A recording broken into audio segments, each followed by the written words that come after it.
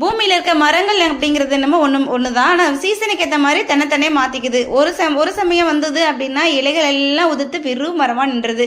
ஒரு சமயம் வந்துச்சு அப்படின்னா நிறைய இலைகள் கொழுந்தா விட்டு நல்ல பூக்கள், கனிகள், காய்கள்னு நிறைய கொடுக்குது. இன்னைக்கு அந்த மாதிரி பார்க்கும்போது ரொம்ப பீஸ்ஃபுல்லாக இருக்குது.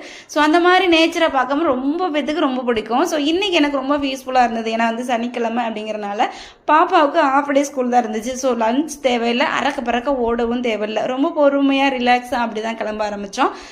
பொடி தோசை பண்ணிக்கலாம் அப்படின்னு சொல்லிட்டு பாப்பா கேட்டனால வந்து முருங்கைக்கீரை பொடி ஆல்ரெடி ரெடி பண்ணி வச்சுருந்தாச்சு. அப்புறமா ஸ்கின் கேர் ரொட்டீன் வந்து ஃபாலோ பண்ண ஆரம்பிச்சிட்டேன். இப்போது கொஞ்சம் நாளாக வந்து விட்டுட்டேன்.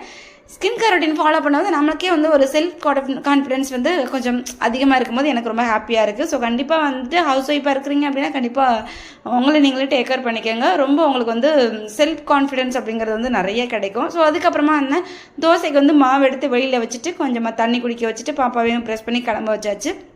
அதுக்கப்புறமா அவங்களுக்கு பொடி தோசை போட்டோம் அப்படின்னா குட்டி குட்டி தோசையாக போட்டு கொடுத்தா ரொம்ப பிடிக்கும். அப்படிங்கிறனால வந்துட்டு கொஞ்சம் கோல்டாக இருந்தது அவங்களுக்கு. அதனால வந்துட்டு பெப்பர் தோசை போட்டுட்டு அதுக்கப்புறமா வந்து முருங்கைக்கீரை பொடியை போட்டு ரெடி பண்ணிவிட்டு அதுக்கப்புறமா